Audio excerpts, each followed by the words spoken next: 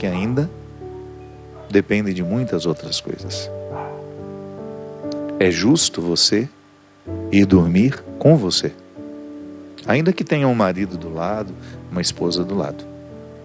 A última conversa é com você, porque é a única forma que você tem de falar com Deus. Às vezes nós pensamos que falar com Deus é jogar uma palavra para fora. Não, é jogar uma palavra para dentro. Porventura, essa palavra é expressa e quando nós dizemos, o sopro joga ela para fora de dentro de nós. Você está falando com o outro, para o outro. Mas a nossa oração, a profunda oração, o encontro pessoal com o Senhor, é uma oração que você joga, uma fala que você joga para dentro. E o poder da palavra é fantástico. É uma pá que ara, lavra, né?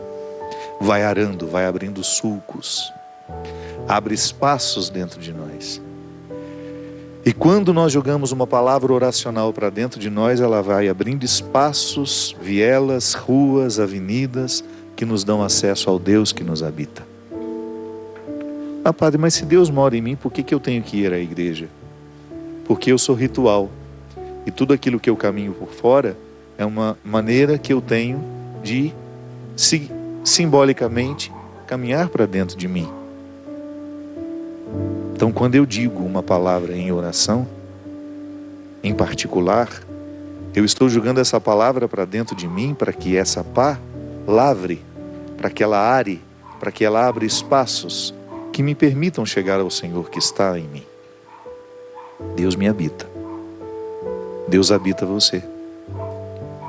Mas pode ser que a nossa visão pessimista nos faça pensar que não.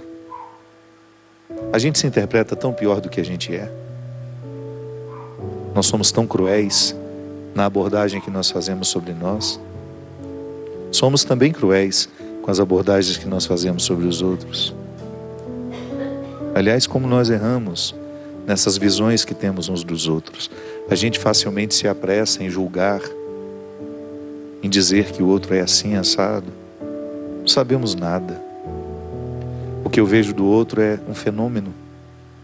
É fenomenologia, é aquilo que se manifesta diante de mim. Mas aquilo que o outro se manifesta, aquilo que o outro manifesta diante de mim, é tão pouco do que ele é. Às vezes aquilo que eu estou conseguindo ver é o contrário do que ele é.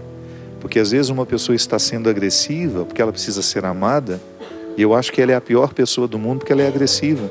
Mas no fundo é uma pessoa que precisa ser amada. Então o que eu vejo não corresponde à verdade.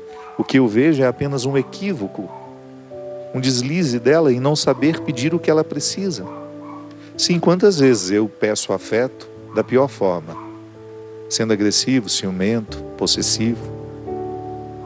Seria tão mais honesto, né, eu dizer, olha, eu estou tão necessitado de ajuda, eu estou tão necessitado da sua presença hoje, e o outro interpretaria do jeito certo o que eu estou pedindo para ele.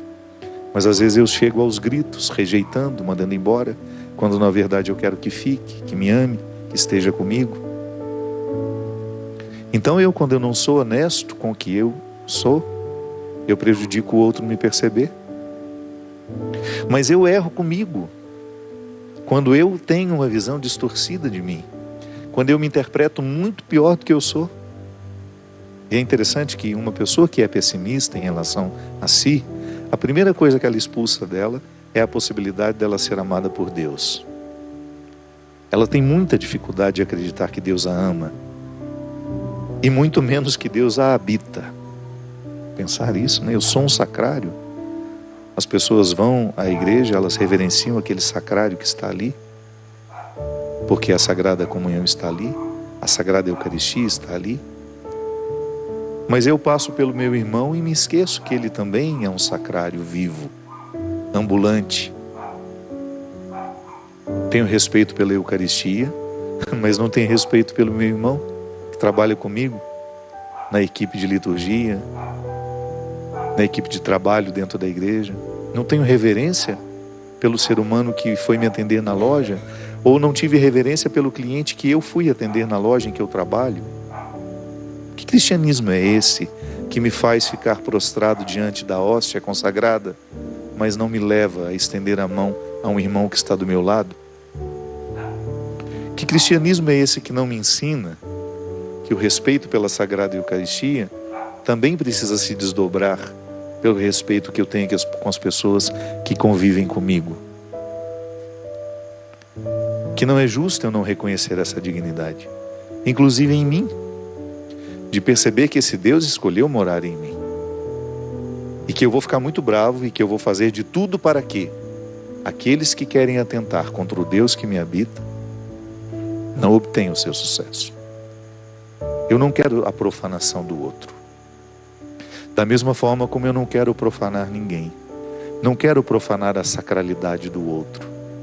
E não quero que o outro profane a minha sacralidade. Por isso zelarei para que as pessoas que têm acesso a mim deem os seus primeiros passos na minha direção, sabendo que sou um homem sagrado. Mesmo que eu não fosse padre. Eu sou um homem sagrado, desde menino.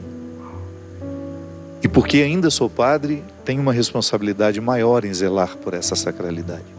Porque é um dom que Deus me deu. É um dom que eu guardo, que eu cuido todos os dias. E estou cada vez mais atento àquilo que pode ser um atentado à minha sacralidade. Não posso, não tenho direito. Sabe por quê? Porque eu mereço viver isso. Não é porque é uma obrigação que eu reconheço diante de Deus. Não, é um direito que eu tenho. E eu tenho feito de tudo para que aqueles que são evangelizados pelas minhas palavras descubram isso. É um direito que você tem sentir-se sagrado e viver como tal. Pensar-se como sagrado. Sentir-se como sagrado. Agir como sagrado. Porque essa sacralidade, ela é irrenunciável. São Paulo já fala numa das suas cartas. Os dons de Deus são irrevogáveis. Ele não muda de ideia. Eu derramei sacralidade sobre aquela pessoa, mas ela está vivendo uma vida muito promíscua, vou retirar. Não. A vida promíscua daquela pessoa, em todos os aspectos, não só sexual, mas moral, ético. A pessoa pode se envolver em corrupção, pode fazer injustiças, cometer atrocidades, pode matar. Essa vida de promiscuidade pode até fazê-la esquecer que ela é sagrada, mas nunca retira dela a condição de sagrada. Por isso que nós não podemos fazer escala de dignidade. Essa pessoa tem mais dignidade que a outra. Eu sei que culturalmente nós somos formatados para pensar assim. Se tem uma coisa que mudou muito nesses tempos, né, justamente a forma como nós olhamos para os nossos políticos. Eu me lembro, eu era criança, o prefeito passava, parecia um ser de outro mundo, né? Porque a gente foi educado para isso. O bispo, meu Deus, a gente tinha um medo daquele bispo, porque a gente achava que ele era muito melhor do que nós. O Papa, o rei, nós somos assim, né? Nos países onde tem a monarquia, desde criança, elas são educadas a admirarem os reis e as rainhas, os príncipes e as princesas. Eu tenho sempre um pé atrás em relação a isso. Porque eu tenho medo que essa cultura nos leve a pensar que o outro tem uma dignidade, desfruta de uma dignidade superior àquela que nós desfrutamos. Observo muito isso em relação a quem faz sucesso, de como essas pessoas são retiradas do senso comum e colocadas numa galeria, como se elas fossem sobrenaturais. Vai conviver com elas para ver. Sofrem dos mesmos medos que nós, as mesmas dores, as mesmas ansiedades, as mesmas angústias, só que elas estão revestidas de projeção. E há artistas que são construídos assim, quanto mais inacessíveis, melhor, porque elas vão durar muito tempo. Esses artistas duram muito tempo, porque sendo inacessíveis, são sempre imaginados perfeitos. O artista, quando começa a se mostrar muito, ele vai retirando essa casca do que os outros imaginam, e muito rapidamente eles entram no fosso do desprezo.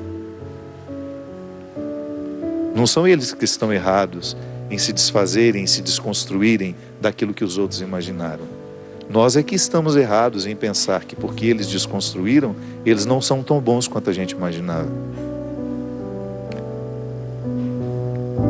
A gente para de admirar com uma facilidade muito grande, porque o outro frustra em nós o que nós gostaríamos que eles fossem, que ele fosse. Não é o outro que está me frustrando, sou eu que estou sendo frustrado por aquilo que dele imaginei. Eu gosto das pessoas, eu admiro as pessoas e pronto. Não tenho o direito de enclausurá-las naquilo que eu quero que elas sejam. Não é justo. Na minha relação com o outro, seja ele famoso ou não, o que eu espero é cultivo de dignidade, respeito pela dignidade. Isso é fantástico. Eu identifico em mim, olho em mim, sei que não tenho mais dignidade que ninguém, mas também sei que ninguém tem mais dignidade do que eu. Eu estou aqui, guardião da dignidade que Deus me deu. E quero estar ao seu lado para que você também seja guardião da dignidade que Deus lhe deu. Nem melhor nem pior que ninguém. Apenas você. Com as suas diferenças, com a sua idiosincrasia, com tudo aquilo que é próprio do seu jeito, próprio da sua personalidade, do seu temperamento. Você é você. E é esse ser que Deus ama. Mesmo que eu não ame, Deus ama. Mesmo que eu tenha dificuldades, Deus não tem dificuldade com as suas criaturas. Você pode até ter com Ele, mas Ele não tem com você. Por isso que é tão simples a conversão. Nós podemos até complicar quando falamos dela, mas conversão é você, num primeiro momento, reconhecer que Deus não tem dificuldade com você. Ele não tem dificuldades com o seu jeito de ser. É você que tem com Ele. E que, portanto, quando você sabe que Ele não tem dificuldades com você, você fica mais livre diante dEle. Não é assim que acontece quando você fica livre diante de um amigo? Não é muito mais fácil você corrigir uma postura que lhe faz mal, que lhe prejudica, que lhe retira do direito de viver melhor a vida, quando você tem um amigo que olha para você sem dificuldades com você, sem dificuldades com aquele seu jeito? Eu tenho muito mais facilidade de mudar uma conduta a partir de um amigo que não tem dificuldade com os defeitos que eu tenho. Ah, mas eu vou me acomodar porque ele não tem dificuldade com o meu defeito? Não. Mas aos poucos ele vai me contagiando com a oportunidade de modificar as peças do tabuleiro e fazer um jogo mais favorável a mim. Porque em última instância, minha gente, o viver bem consiste em você julgar bem o jogo da vida, articulando as situações, as pessoas, as oportunidades, tudo aquilo que compõe a sua ambiência existencial. É o exercício de todo dia, voltar a si. Essa música fala do abraço do pai, de um filho que viveu distante, que gastou todos os seus bens e que depois, movido pela certeza de que o pai não tem dificuldades com ele se sente livre para retornar. Porque se ele pensasse que o pai tinha dificuldades com ele não voltaria, ele pararia nesse medo.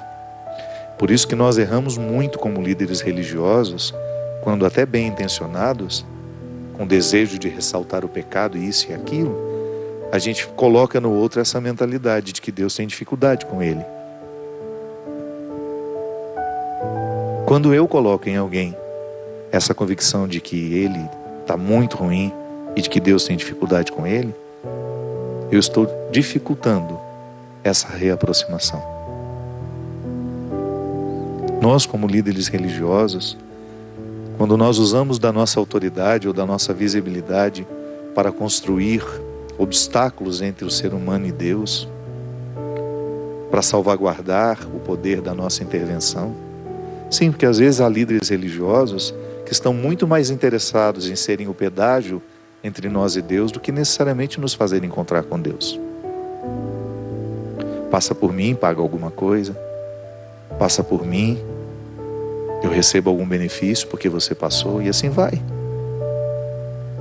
Essa mediação, ela tem que ser um resultado da nossa gratuidade. que eu prego, o que eu vivo, tudo aquilo que eu faço como padre, precisa ser marcado por essa oportunidade que eu tenho de gratuitamente oferecer ao outro o dom mais precioso que eu tenho. Outro dia alguém me perguntou: quanto o senhor cobra para celebrar casamento? Quanto o senhor cobra para celebrar minhas filhas? Não existe isso. A única coisa que o escritório trabalha a partir de dinheiro é show, porque tem um contratante que ganha dinheiro com aquilo, tem um contratante que faz isso, faz aquilo, mas os sacramentos, isso é uma parte profissional da minha vida. Eu sou um músico profissional, eu trabalho profissionalmente. Eu tenho 27 pessoas viajando comigo pelo Brasil profissionalmente, todo mundo recebendo de acordo com a tabela dos músicos, dos profissionais, todo mundo bem remunerado. Isso é uma parte da minha vida. Mas o meu ministério sacerdotal, quanta canção nova paga para o senhor para fazer o programa de direção espiritual? Paga nada, eu que pago a gasolina para vir aqui. Quando não sou, é a Cidinha que está pagando a gasolina. E graças a Deus estou aqui feliz da vida. Nunca recebi R$1 para fazer uma pregação, para fazer um encontro, não.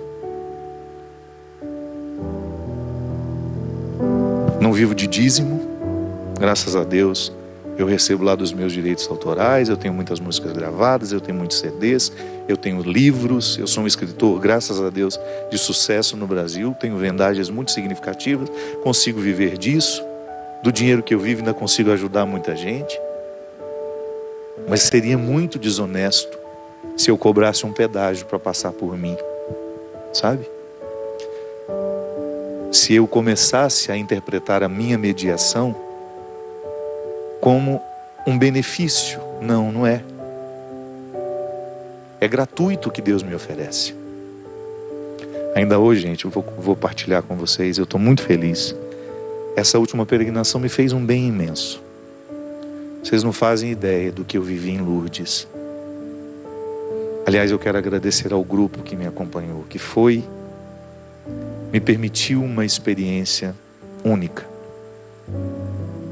A gente não pode ficar dizendo, né? Mas de tudo aquilo que eu já peregrinei, para mim foi o momento mais especial de todas elas. Foi a peregrinação mais especial da minha vida. Eu nunca me senti tão filho de Nossa Senhora como me senti em Lourdes. E impressionante como Nossa Senhora derramou bênçãos sobre mim, através dos lugares e das pessoas que viajaram comigo. De como eu fui amado com respeito, de como eu fui respeitado como ser humano, de como nós somos gratuitos na nossa relação, de como eu me senti em casa e em família com aquelas pessoas. E aí eu estava, de repente fui visitado por um processo de fertilidade, sabe? Quando você fica fértil, cansado fisicamente, claro, mas fértil. E aí eu fiquei 8 dias em Portugal ainda depois que eu terminei. Voltei a Fátima com mais calma e só voltei para o Brasil agora. E ao longo dessa semana eu me dediquei exclusivamente a terminar um livro que eu tinha começado há muito tempo. E esse livro está praticamente pronto. Eu estou naquela revisão final. E o que mais tem me chamado a atenção neste processo de finalização desse livro é justamente essa consciência. Meu Deus, como é especial eu exercer esse papel na vida das pessoas. Que não é despertá-las para devoções, para comprar o santinho tal, para ter a medalhinha pendurada no pescoço, para ter a imagem, a devoção a esse santo, àquela. Não. Faz parte do cristianismo, existem padres que fazem isso muito bem, eu os admiro, mas o meu papel na igreja é outro. E eu tenho firmado cada vez mais a minha identidade nisso. Eu sei que Deus me colocou no coração dessa igreja, no coração dessas pessoas que me acompanham, para ajudar a refletir a vida, que sempre foi uma característica minha, desde menino. Desde menino eu gosto do ritual de voltar a mim. Mas eu não volto a mim só por mim. Eu volto a mim porque aquilo que eu recolho de mim eu gosto de oferecer. Um livro é o resultado de uma vida vivida. Quando eu estava lendo, são 2 personagens. É um modelo romanceado. É o diálogo do homem com a sua consciência. E a consciência é uma menina. Eu quis dar um rosto feminino àquela que tudo sabe daquele que tudo esqueceu. O homem é um homem bem-sucedido, se preparando para ir para o trabalho, e é surpreendido por uma menina dentro do seu quarto. E o torpor que ele está vivendo ali não o permite racionalizar de onde saiu essa menina. Quem é essa menina? Não. Como se ele estivesse vivendo um outro tempo que não era aquele, ele começa a fazer uma experiência de conversar com ela. E também não se incomoda de aquela menina ter tanta fecundidade no que diz a ele. Porque ali, a menina é justamente a sabedoria, a consciência que estava nele adormecida. E durante um processo de conversa que vai durar o livro, você vai ler numa sentadinha, embora ele não seja tão pequenininho, porque é um modelo romanceado, ter a oportunidade de descobrir aquilo que está esquecido dentro de mim, dentro de você. O livro passa pelos caminhos que me adoeceram, mas também passa pelos caminhos que me salvaram, que me curaram. Porque eu vivo isso. Eu acredito que estou em processo de cura diariamente. Uma cura que se desdobrará até o fim da minha vida, porque se eu não cuidar, eu volto a adoecer. E nós estamos muito necessitados de voltar os nossos olhos para essa menina que eu tenho em mim, que você tem em você. O livro nasce desse desejo de ensinar-nos que todos nós temos uma menina que sabe tudo sobre tudo aquilo que nós estamos esquecidos. Ela é a guardiã da verdade. Existe em nós uma parte de nós que nunca será maculada. Ela permanecerá imaculada até o fim. Nada pode atingi-la, nem mesmo os nossos vícios, nem mesmo a vida errada que levamos. Ela continua eternamente preservada. E será sempre ela nos dizer onde estamos errando, onde estamos acertando. E às vezes erramos demais porque perdemos o hábito de ouvi-la. Não voltamos mais a nós. A gente deixa de saber quem a gente é. Por um processo de esquecimento que vai acontecendo naturalmente. Eu deixo de ser um cuidador de mim. Eu começo a me impor trabalho muito mais do que meu corpo resiste. Eu começo a ocupar a minha mente com pensamentos opressivos. Eu começo a depositar sobre mim sentimentos ruins dos outros, cruéis. Eu começo a guardar a crueldade do outro, o fracasso do outro. E porque vou fazendo esse processo, e porque vou aceitando essa rotina que não passa pelo crivo da reflexão, a menina vai deixando de ser ouvida, embora ela continue dizendo. Mas chega um momento, e para esse homem chegou, na hora em que ele escolhia uma gravata. E quando ele põe a gravata no pescoço, ela pergunta para ele: essa gravata não está te oprimindo? Ele fala: não, ela não está apertada.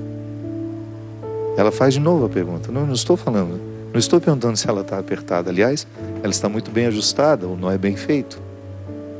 Pergunta: o que você entende de gravatas? Fala: nada, só que ela está te oprimindo. Não é o nó que está apertado, é a gravata que está te oprimindo. É o que ela significa na sua vida. É o que significa colocar essa gravata e encontrar a vida. Que para você pode ser um salto alto, um uniforme de trabalho. Quanto custa ser quem a gente é? Quanto nos custa ter o que a gente tem, fazer o que a gente faz? É só agora, quando a gente volta para dentro de nós, que essas perguntas podem ser respondidas. E a qualidade da nossa vida depende da resposta que achamos para isso. Nós vamos para um rápido intervalo, mas a gente volta já já com o programa Direção Espiritual. Direção Espiritual, muito obrigado, você que nos acompanha, você que nos divulga. Nós sabemos que muitas pessoas acabam fazendo o programa ser conhecido através do boca a boca, né? Vai dizendo, já são tantos anos assim, e a gente fica muito feliz que aquilo que você considera como importante na sua vida passe a ser também na vida de outra pessoa. Aqui na Canção Nova são tantos desafios todos os dias. Você não faz ideia o que essas pessoas lutam para manter essa comunidade viva. Porque não é só a televisão, é uma consequência, e é por isso que Deus mantém. Se fosse só a televisão, pode ser que já tivesse terminado. Se fosse só o sistema de comunicação, pode ser que Deus nem quisesse mais. Na verdade, eles vivem primeiro, depois eles fazem a televisão. E só por isso eles têm autoridade para fazerem a televisão. É como a gente escrever um livro, a gente precisa vivê-lo antes. Porque senão o livro não tem autoridade. Eu vivo, eu experimento o conflito, eu toco aquela dor e também toco aquela ressurreição que nasce da dor. Depois o livro fica pronto. Nós sabemos as grandes dificuldades que a comunidade Canção Nova vive todos os dias para ser quem é. E eu me sinto muito honrado, muito feliz de estar aqui, de fazer parte há tantos anos, de termos essa oportunidade de falar ao coração de tanta gente. Muito obrigado mesmo. No dia 1º de dezembro, você que é de Brasília, também da região, prepare-se para nós estarmos juntos aí na IURB Eventos, a partir das 22 horas. Então, em Brasília, no dia 1º de dezembro, às 22 horas.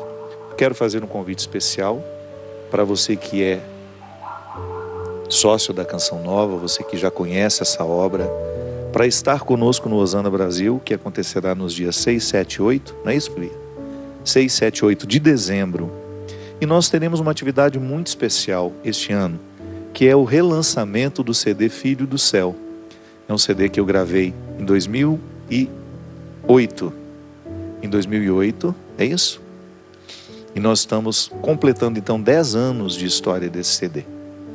Um projeto muito especial na minha vida. E nós teremos o show para recordar um pouco dessas canções do CD Filho do Céu na sexta-feira, dia 7.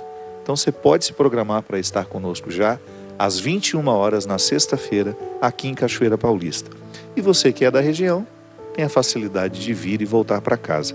Se você já vem para participar do Osana, antecipe a sua chegada para já estar conosco na sexta-feira. E agora eu tenho uma notícia muito especial. Nós já estamos com a nossa próxima peregrinação marcada, que acontecerá agora em janeiro. Nós vamos fazer um roteiro muito especial somente em Portugal, com deslocamentos mais próximos, com menos horas dentro dos ônibus e uma oportunidade de passar por lugares muito, muito, muito bonitos, sempre com o meu acompanhamento espiritual, com as nossas missas diárias, com a nossa convivência, com essa oportunidade feliz de construir fraternidade através de uma peregrinação. Mais uma vez, quero agradecer a obra de Maria e a Canção Nova por nos permitir fazer esse trabalho que tem uma repercussão muito profunda, muito fecunda no coração dos peregrinos. Volto a dizer, essa última viagem que nós fizemos foi de muitas bênçãos e de muitas graças para todos os que estavam conosco. Nós vamos sair no dia 15 de janeiro, é bom que é uma época de férias, você tem a oportunidade de se programar. Muita gente vai estar de folga, né? Então prepare-se. No dia 15 de janeiro nós saímos, nós vamos de Guarulhos para Lisboa, apreciaremos um pouco a cidade de Lisboa, vamos a Sintra, passaremos 3 dias na verdade em Lisboa. Depois de lá nós vamos para Castelo Branco e subiremos até a Serra da Estrela, para a gente ter de novo a oportunidade, como nós tivemos nesse ano, de ver a neve, de ver aquele lugar lindo, de despencar lá de cima. Dona Gênesis, põe a bota de neve na mala aí, vamos de novo. Vamos descer aquela serra gelada. Da Serra da Estrela nós teremos a oportunidade de ir para Aveiro, que é uma cidade linda, linda, linda, linda. De Aveiro vamos para o Porto, onde a gente vai ficar também alguns dias. Essa belíssima cidade do Porto, com todas as suas atrações, inclusive com a oportunidade de conhecer algumas vinícolas importantes da produção do vinho que é mais famoso de Portugal, que é o vinho do Porto. De lá vamos a Braga, que também é muito especial, E conheceremos a cidade de Guimarães, que é uma cidade histórica, talvez uma das mais antigas de Portugal, que tem uma arquitetura maravilhosa. E eu sempre digo que toda vez que nós vamos a Portugal, a gente tem uma feliz oportunidade de conhecer um pouco mais a nossa alma brasileira. Eu, pessoalmente, quando vou a esses lugares, é como se eu me reconhecesse nessas arquiteturas. O povo português nos recebe com tanto carinho e nos oferece também uma verdadeira aula de história através dos nossos guias, nos mostrando o que significa Portugal na nossa alma. Não é verdade? Nós somos filhos deste povo. Este povo nos conheceu primeiro, descobriu-nos, ou melhor, esbarrou em nós aqui, aí depois nos descobriu. Do Porto, nós vamos para Coimbra, conhecer uma das universidades mais antigas do mundo. Coimbra é uma cidade muito bonita. E de lá vamos para Fátima, onde nós vamos ficar 2 dias. E em Fátima nós teremos uma situação muito especial, que é, no último dia, eu pretendo fazer um dia de retiro com os peregrinos. Nós vamos ter a oportunidade de ter uma manhã inteira de reflexão e vamos encerrar essa reflexão depois com a missa e a visita à casa dos pastorinhos. Então teremos uma atividade diferente, nunca fizemos isso, mas eu noto que o peregrino, quando ele vai comigo, ele tem muita sede de ouvir. Ele quer. Tanto é que nós fazemos de tudo, né, para que as nossas missas sejam bem celebradas, não sejam apressadas, porque eu faço questão de que a reflexão possa alinhavar cada lugar que nós passarmos ao nosso coração. Porque a peregrinação não é apenas, claro, a gente vai, nós queremos ficar, a gente quer conhecer lugares bonitos, a gente quer fazer uma experiência gastronômica, de conhecer das comidas boas da terra. Queremos fazer amizades e a peregrinação proporciona isso. Muita gente sai de lá amigo para a vida toda. Mas o que nós queremos é, sobretudo, o benefício espiritual desse deslocamento que nós fazemos. Não é apenas uma viagem de turismo, mas é uma oportunidade que nós temos de conhecer, claro, agregar cultura. A melhor maneira de gastar dinheiro, eu acho que é viajando, é agregando cultura, mas, sobretudo, também crescimento espiritual. E vai ser uma viagem mais leve, de descanso, também para aqueles que estão necessitados, né? Então, se você puder, tiver condições, a Obra de Maria sempre faz $1 mais baixo, um câmbio que facilita e também divide muitas prestações para você poder retirar o sonho da gaveta e fazer a viagem. Ligue para o telefone que aparece aí, vamos colocar aí. Aqui também tem o da Obra de Maria, pode ligar amanhã, né? Não precisa ser hoje, você apenas anota. O Marcelo vai colocar aí para nós no GC este número. Boa noite, Lucas. Muito obrigado pela sua presença. Claro que Cristian não está aqui de novo. Cristian está em Dallas. Até comentamos, né? Quem vai a Dallas, gente? Você conhece alguém que já foi? Que acorda e diz, eu vou para Dallas. O que tem em Dallas, Glória? Você que mora nos Estados Unidos, que está nos visitando. Só dólares. Dallas. Vai ver, ele foi lá fazer. Não tinha uma minissérie que passava em Dallas? Tinha, era o Casal 20, não? Vai ver, ele e a Camila vão fazer um remake do Casal 20 e foram fazer as primeiras filmagens. Pode ser que ele vá nos surpreender com isso. O seriado já chamava Dallas, então não é o Casal 20, não. Gente, muita gente comentou, inclusive perguntou sobre o livro que nós falamos aqui no nosso último programa ao vivo, que agora já é minha amiga. Você acredita que alguém falou para ela naquele dia que eu tinha falado do livro? Coincidentemente, quando eu fiz a minha endoscopia, naquele check-up que eu fiz no mês de setembro, a doutora Ana, que é uma queridíssima, que foi a minha anestesista, a gente ficou amigo ali durante o processo da anestesia. Ana me mandou uma mensagem dizendo assim: Padre Fábio, ontem eu assisti seu programa, vi que você falou da Ana Cláudia, contei para ela, ela ficou muito emocionada, feliz com a sua homenagem e ela quer muito ter contato com o senhor. Falei, claro, com o maior prazer. E desde então comecei a ter uma experiência de, dialogar como um ser humano que vê a morte de perto todos os dias, que tem uma sensibilidade imensa para perceber o valor da vida e da morte, que nos retira do medo de morrer, porque é impressionante como esse livro tem esse dom.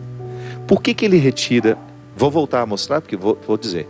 Muita gente queria que eu mostrasse o livro novamente. O livro é este daqui. A morte é um dia que vale a pena viver. Da Ana Cláudia Quintana Arantes. A editora é Casa da Palavra. Mas se você anotar, eu vou fazer uma propaganda de graça. Eu tenho comprado muito livro através do Amazon.com.br. Ali você tem preços maravilhosos, que às vezes muitas promoções. Tem problema falar? Não tem? Faz bem para mim, eu vou contar para as pessoas também. Boa parte dos meus livros eu compro lá, porque às vezes eu não consigo ir a uma livraria. Claro que se você tiver uma livraria próxima a você, mandar o meu abraço para minha amiga Lídia, da Livraria Curitiba, que aliás tem feito um trabalho maravilhoso de distribuição de livros no Brasil, que as nossas livrarias estão muito em crise ultimamente. Livrarias Curitiba tem proporcionado ao leitor que o livro chegue até ele. Porque nós queremos isso, né? Nós queremos ter acesso aos conteúdos que são produzidos. O que adianta um livro maravilhoso como esse ser escrito e depois você não conseguir achar o livro?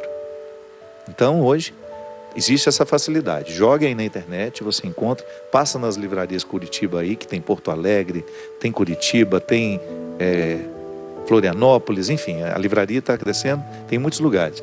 Tem a Saraiva, tem a livraria, tem a leitura, enfim. Passou, viu que tem uma livraria, tente encontrar. Por que esse livro retira de nós o medo da morte? Porque ele nos ensina a viver. Não há uma maneira mais eficaz do que a gente perder o medo da morte do que vivendo melhor. Inconscientemente nós alimentamos o medo de morrer porque nós somos muito negligentes nas nossas escolhas. Nós somos muito negligentes. É impressionante como, às vezes, nós vamos assumindo uma rotina que já não contempla mais a alegria, o descanso, o ócio criativo. Nós vamos vivendo uma rotina que até mesmo no dia dedicado ao descanso, ele se torna um fardo, porque a gente passou o dia inteiro no celular. E quando você termina aquele dia inteiro olhando aquela tela, você percebe que você ficou esgotado. A minha mãe fala de esgotamento nervoso. Ai, dona Ana. O que ela tem? Tô com esgotamento nervoso. A gente nunca sabe. Eu nunca soube exatamente o que era esgotamento nervoso até eu começar a ter um celular na mão. E aí tem dia que a gente termina o dia com esgotamento nervoso. Por quê? Porque você ficou exaurido. Essa tela arranca da gente a energia, impressionante. E tanto é que uma coisa que me fez muito bem nesses últimos dias em Lisboa é que eu quase não peguei o celular. De verdade.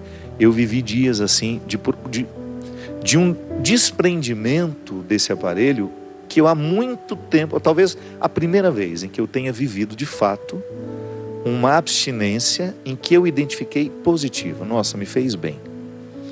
Então, às vezes o nosso estilo de vida, ele vai provocando em nós um vazio, que depois desemboca justamente nesse sentimento.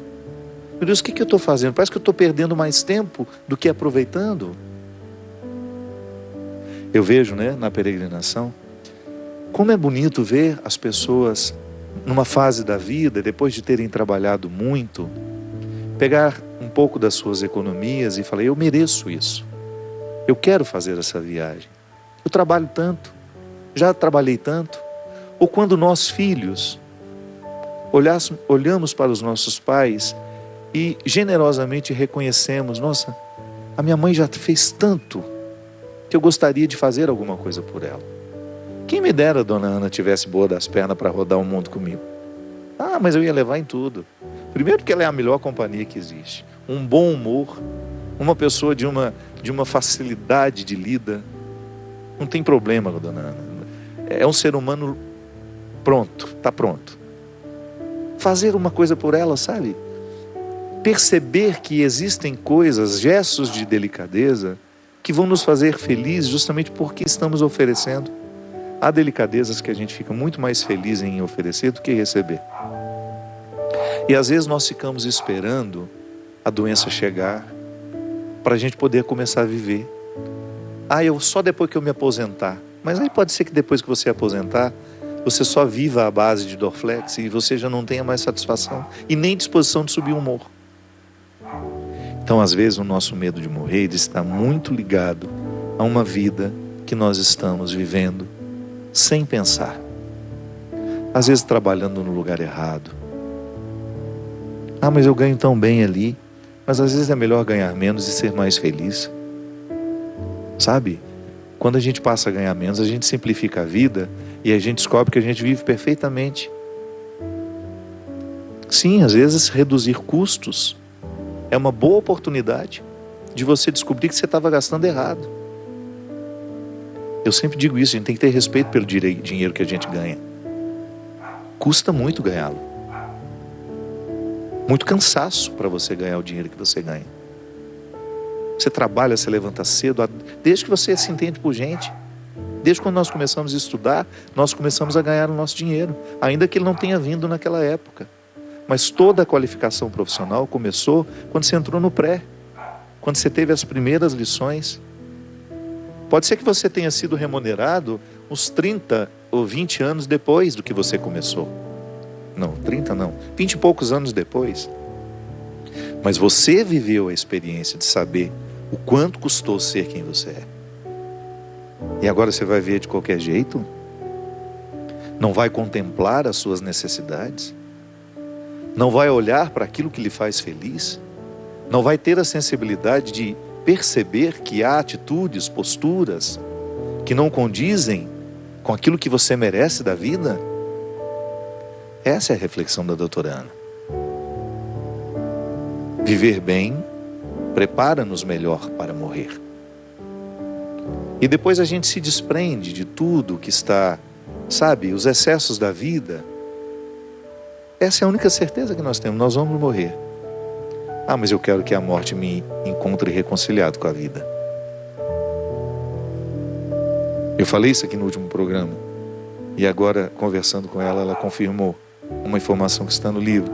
Que às vezes ela encontra mais serenidade para morrer em pessoas que não se dizem crentes do que em crentes.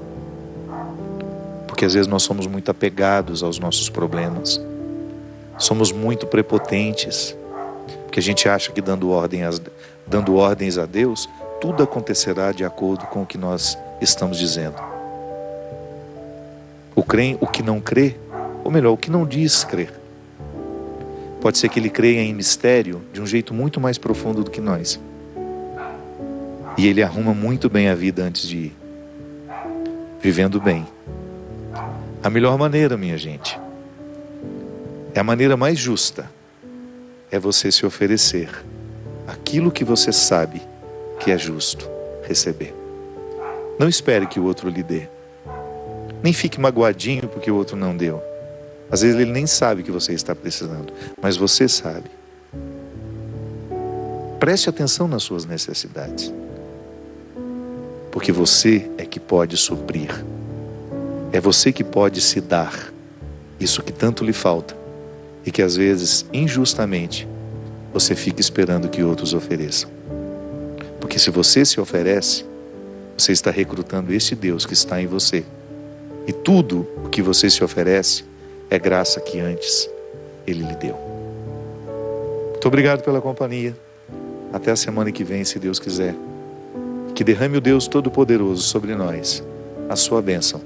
Ele que é Pai, Filho e Espírito Santo. Amém.